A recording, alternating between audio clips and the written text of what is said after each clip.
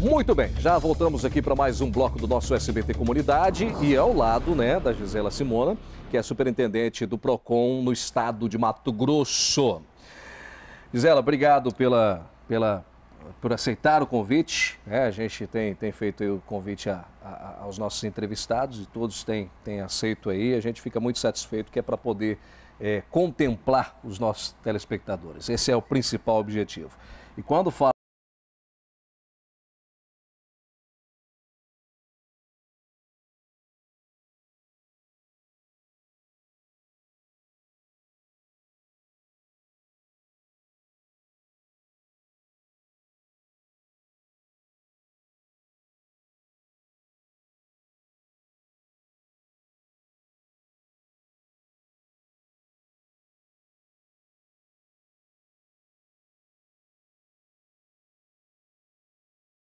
de demanda, para se ter uma ideia, nós fechamos 2014 com cerca de 21 mil processos administrativos, mas 2015 foi para 37 mil processos, Então você tem um aumento de mais de 15 mil processos, mas isso se deve também a um trabalho que a gente tem feito aí voltado para a ampliação do acesso do consumidor. Existem muitos consumidores que têm problemas de consumo, mas que na verdade às vezes acabam não reclamando, deixando para lá, e o que a gente fez durante o ano de 2016 foi de alguma forma tentar facilitar esse acesso, E essa facilitação ocorreu, inclusive, com a possibilidade do cidadão fazer a reclamação via internet, que hoje a gente tem o site www.consumidor.gov.br, em que o consumidor lá ele vai e faz a sua reclamação 24 horas por dia e 7 dias da semana. Tá, e aí vamos fazer o seguinte, qual que é a eficácia, ou ela é a mesma, daquele cidadão que vai pessoalmente e daquele que escreve ali e manda sua reclamação pela internet? Qual que é a diferença? Na verdade, elas estão sendo equivalentes. Nós estamos hoje com índice, tanto presencial quanto virtual, em torno de 78% de resolução. Isso significa mais ou menos que de cada 10 pessoas que vão ao PROCON, nós temos aí 8 com seu problema devidamente resolvido. Mas por que o virtual é muito próximo aí do presencial? Porque nesse site, para quem entrar, vai verificar que não são todas as empresas que você pode reclamar nesse site.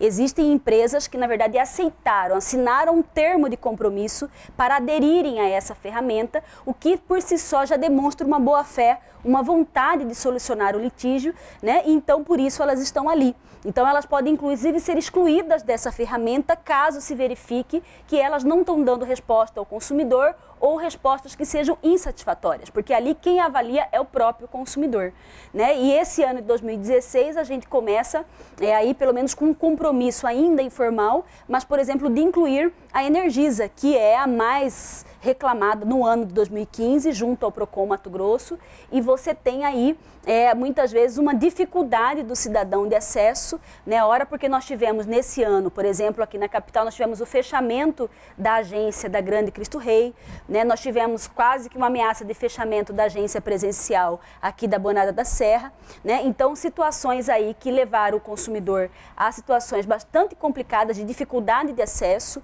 Um call center que saiu do estado e agora ele é lá no Nordeste do país, Então tudo isso, todo esse plano de reestruturação prejudicou bastante o consumidor no que se refere ao atendimento. Nós não temos um chefe aqui na capital.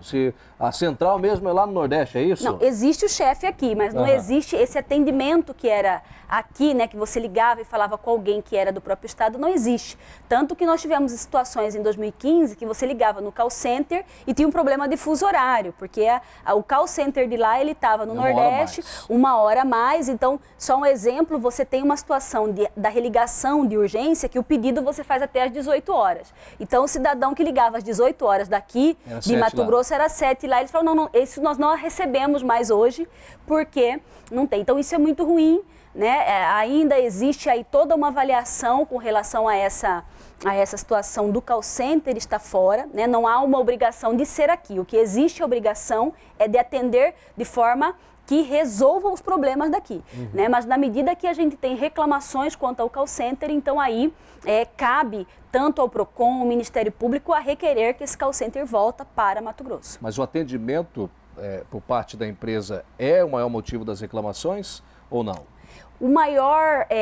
A maior reclamação é a cobrança indevida. nós tivemos aí ausências de leitura das unidades consumidoras, o que gerou a um grande número de faturas emitidas por estimativa, o que não pode acontecer, porque na área urbana tem que ser feita a leitura. Nós tivemos o que eles chamam de mudança de rota, né? Ou seja, você tem por força de lei uma média de 30 dias em que é feita a sua leitura, e ocorreram situações que nós tivemos leitura aí com 30 dias, com 40 dias. Então isso onerou o consumidor, não só porque o número de dias foi maior, mas porque esse ano também foi um primeiro ano no Brasil em que nós tivemos bandeira tarifária, que a cada 100 kW você paga mais, o ICMS, o escalonamento dele acaba ficando mais alto, então tudo isso prejudica e onera o consumidor. Agora, essa bandeira, para a gente tentar entender, porque tem um monte de gente, a ANEEL alega que a inclusão das bandeiras aí é para dar mais transparência, né? Mas esse reajuste era feito diferente anteriormente. Tá certo essa forma de cobrança com as bandeiras aí também? Ou o PROCON de alguma forma também pode interferir ou interfere? Então, veja só, com relação à bandeira, nós temos hoje normativos que autorizam essa cobrança. O que existe uma discussão, e está judicializado isso, aguardando uma posição judicial, é porque quando se fala o reajuste anual, ele continua tendo. No caso de Mato Grosso, agora em abril, terá. A bandeira tarifária é uma oneração que é por conta, na verdade, vamos colocar, da dificuldade de você gerar a energia. Entendeu? Agora, Mato Grosso por si só é autossuficiente. Se fosse por nós não pagaríamos a bandeira vermelha. Entender, né? Quem está sofrendo é lá em São Paulo. Só que o que acontece, mas aí é que está o problema. No momento de se dividir aí as áreas de regiões que ficam as bandeiras, nós ficamos junto com o Sudeste. Então, se fosse nós por Mato Grosso, não haveria a bandeira tarifária vermelha, que é por conta dessa ausência de chuva e ausência de geração de energia. É porque assim, se eu não me engano, é a bandeira amarela, a verde e a vermelha. É o semáforo lá. A verde não é nada, não paga nada. Não paga nada. A amarela tem um percentual pequeno e a vermelha é a mais alta. A mais alta. E nós estamos pagando a mais alta, o ano todo pagamos a mais alta. E não tem o que fazer. E não tem, por enquanto, né, o que Mato Grosso tenta hoje, existe deputado aí que já entrou, judicializou com isso, no sentido de nós tentarmos aí sair desse grupo em que está com a região Sudeste. Porque se sairmos desse grupo, aí sim, nós temos grande chance de ser bandeira verde. Bom, vamos falar da questão da telefonia também, que foi, se eu não me engano, aqui está a terceira, né? Terceira na sequência. Segundo, nós tivemos a questão da água, que é praticamente a mesma coisa da energia, ou não? A água nós temos, na verdade, ausência de água, né? O que ocorre muito, você tem o consumidor pagando o mesmo valor de conta, não obstante ele tenha vários dias do mês sem água, né? Então você tem essa má prestação de serviço e aí por conta disso é que acabam gerando as demandas aí do consumidor. Ele chega com um valor de conta que é totalmente desproporcional ao seu histórico de consumo. E como é que o PROCON tem resolvido isso? Então, o PROCON ele resolve isso se não se consegue de imediato um acordo. Na verdade, nós temos muitas vezes a substituição desse hidrômetro, porque pode ter um problema no próprio hidrômetro, né? Esse hidrômetro ele fica por um período em análise e tendo redução, aí nós conseguimos refaturar essa conta, né? Então, é dessa forma que a gente consegue aí ampliar o número de acordos junto ao PROCON. Na telefonia, qual que é a situação? Então, a telefonia, nós tivemos aí em 2015 algo que perturbou bastante a vida do consumidor, porque vejam que hoje nós tivemos aí, o consumidor praticamente não fala mais, né? Não usa voz, ele usa dados para comunicar com o outro. Então, são os aplicativos da vida, são as redes sociais, que é a forma como nos comunicamos. E as operadoras, por outro lado, vendo que estavam perdendo dinheiro com isso, elas, na verdade, mudaram de forma unilateral os contratos, ou seja, aquilo que tinha uma publicidade ao consumidor de que quando acabaria o seu pacote de dados, a sua internet seria reduzida, agora eles bloqueiam. Então, corta, você fica sem comunicação. Então, o consumidor automaticamente é obrigado a ficar comprando pacotes adicionais, que são valores altos se considerarmos o que a gente usa. E a grande realidade que nós temos é que não há transparência nesse uso do pacote de dados. Você nunca consegue ali entender exatamente quanto você está usando. Quanto você está usando, para você baixar aquele vídeo que chega, para você, né, acessar o seu e-mail, acessar uma rede social. Então, isso é muito ruim. Nós conseguimos, inclusive, uma liminar aqui em Mato Grosso, tanto no juízo de primeira instância quanto em segunda instância, para que nós não tivéssemos esse bloqueio aqui em Mato Grosso, só que infelizmente aí as operadoras foram para Brasília junto ao STJ e lá conseguiram suspender essa decisão. 19 estados da federação que tinham conseguido essa vitória, né, nos seus estados, acabaram aí, vamos colocar quase que perdendo isso, embora não esteja resolvida no mérito, mas já possibilitando, sim, agora nós estamos aguardando aí a decisão final, né, que agora, na verdade, a competência foi toda para o estado do Rio de Janeiro, porque lá a Oi, que foi a primeira ação que entrou, acabou atraindo a competência para o estado do Rio de Janeiro. Gisela, por exemplo, quando eu recebo uma mensagem falando de alguma promoção da própria empresa, seja ela de determinada operadora, enfim, sem citar nomes aqui, e aí ela, de certa forma, nos instiga a apertar lá, para saber como é que funciona a promoção. E aí depois aquilo ali vai jogando e faz com que a gente contrate um pacote ali de R$2 ou R$3 por semana, que são renováveis automaticamente. Isso também é correto ou é irregular? A pergunta que eu quero fazer é o seguinte, o cidadão também pode ir para o PROCON para reclamar isso? Pode reclamar. Pode reclamar, como também hoje você tem mecanismos, né, que foi uma conquista do consumidor, de bloquear o recebimento desse tipo de publicidade. Aquelas publicidades que são da própria operadora, você pode ligar aí no telefone que é gratuito, que ela oferece, e você vai verificar que existe um telefone, um número que você digita e que automaticamente bloqueia de receber isso. E toda a renovação ela tem que ter o seu autorizo, ela não pode ser automática. Então qualquer desconto de crédito que você tem aí, que você não autorizou, é um direito de você reclamar.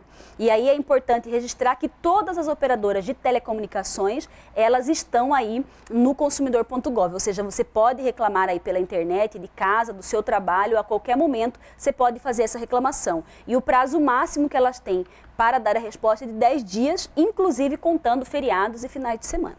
Interessante. Vamos então partir para outra aqui, que são os setores financeiros ou as agências bancárias. É a fila o problema? Também, né? Banco comercial é o maior problema, que envolve fila e também cobranças de tarifas indevidas. O que é importante o consumidor observar, hoje quando você faz um financiamento de veículo, da casa própria ou algo, por exemplo, você tinha muito hábito de dizer, olha a taxa de juros, vê qual é a taxa de juros menor. As empresas, aí os bancos, na verdade, verificando que o consumidor ficou mais atento à taxa de juros, hoje eles cobram tarifas que são abusivas, né? Você tem tarifas de cadastro, por exemplo, que é só para consultar se o seu nome está no SPC ou Serasa, que tem banco cobrando R$3.000 por essa tarifa. Meu Deus! Bancos, isso coloca no financiamento do seu veículo, às vezes você não sabe que junto com o valor do carro que você pechinchou e tentou aí um melhor preço, você está pagando tarifas tão altas nesse tipo e o seu financiamento está diluído ali nas parcelas, né? Então você tem tarifas de cadastro, você tem tarifas aí que são de terceiros que eles colocam, que você não sabe o que é esse terceiros, que na verdade são despachantes que automaticamente estariam embutidos aí. Enfim, são situações que estão sendo cobradas do consumidor e que nós temos o direito de exigir o que a gente chama de CET, que é o custo efetivo total. Então, sempre que for fazer um financiamento, seja um empréstimo lá na boca do caixa, no banco, seja um financiamento de carro, exija esse extrato com tudo que você está pagando nesse financiamento. Porque aí o que tem de tarifa vai ter que estar discriminado e se eventualmente foi embutido algo que você não autorizou, que você não tinha conhecimento, você tem o direito de exigir que saia dali ou até a quem está nos assistindo e vê que já pagou, olhem lá o seu cadastro, você pode sim requerer aí esse dinheiro de volta, inclusive em dobro, se você já pagou. Deixa eu entender, isso aí, eu vou lá no caixa eletrônico, final do mês, minha conta corrente, eu tiro lá um extrato, eu recebi, e aí eu tiro um extrato lá, eu começo a ver um monte de taxinha lá que eu não sei de onde que vem, como é que acontece e tudo mais. São essas as taxas que eles acabam colocando de forma superficial ou não é isso?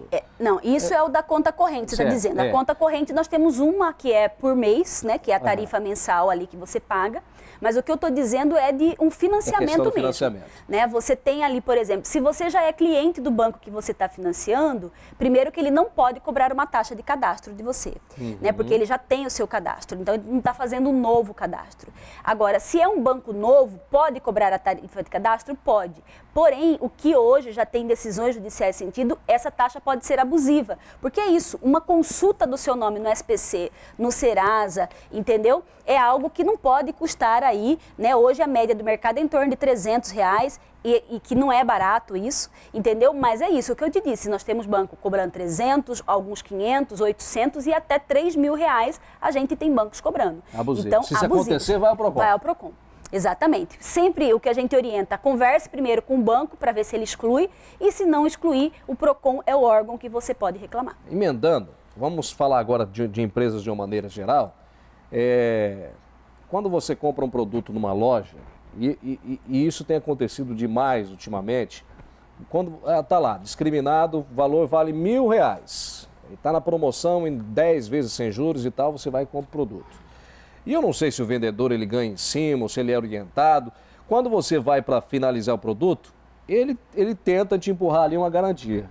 Ele fala assim, olha, você está comprando o produto, você vai levar, só que você levando assim, não posso te garantir nada.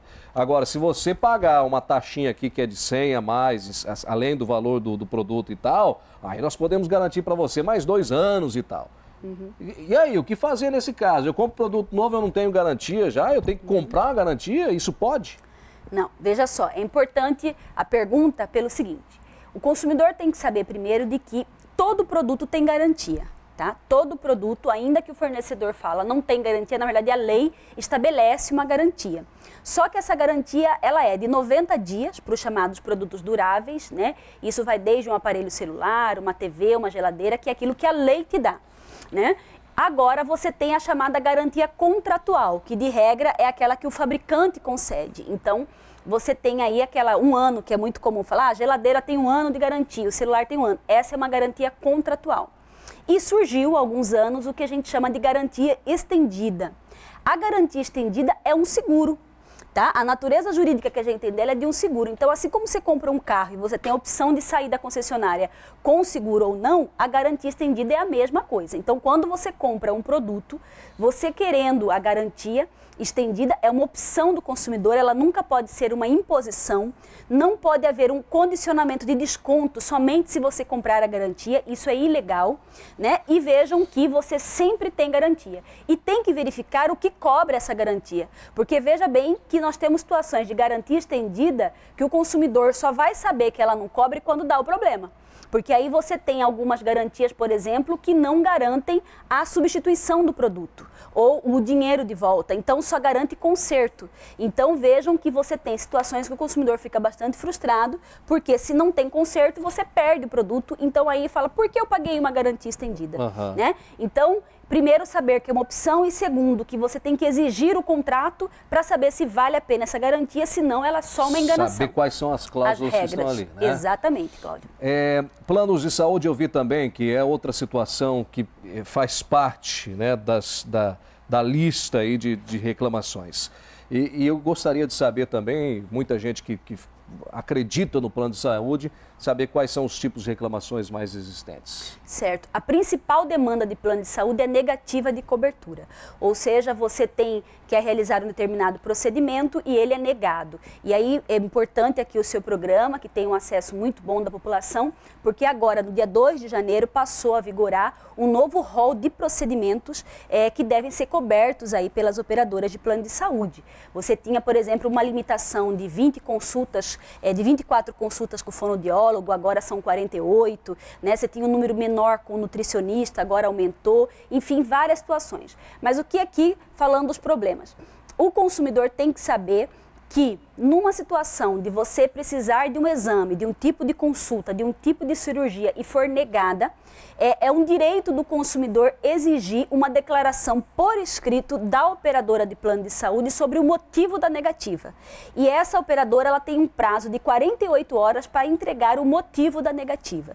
Isso é extremamente importante, também foi uma conquista do consumidor desde 2013, mas poucas pessoas sabem que podem exigir isso, às vezes acabam pagando do bolso um procedimento, porque falam, isso não cobre, então tem que pagar. E no desespero de recuperação de saúde, de fazer um exame, acaba pagando, né? E você não exige aí o motivo da negativa, porque com o motivo a operadora tem que dizer de forma clara por que negou e o artigo da lei que a garante essa negativa. Isso você pode levar ao PROCON, você pode levar ao Ministério Público, à Defensoria Pública, ao próprio Judiciário. Seja para uma situação ainda que não imediata, às vezes a emergência de fazer um procedimento não te garante que faça antes, mas você tendo esse documento até para ser ressarcido de valores que eventualmente você pagou do bolso, você tem o direito aí de fazer. Então, como a maior demanda de plano de saúde é a negativa de cobertura, então é preciso que o consumidor se empodere aí no sentido de exigir o motivo. Perfeito. Para a gente finalizar, Gisela, eu gostaria de explicar o seguinte. Fiz todas essas perguntas relacionadas à lista de maiores,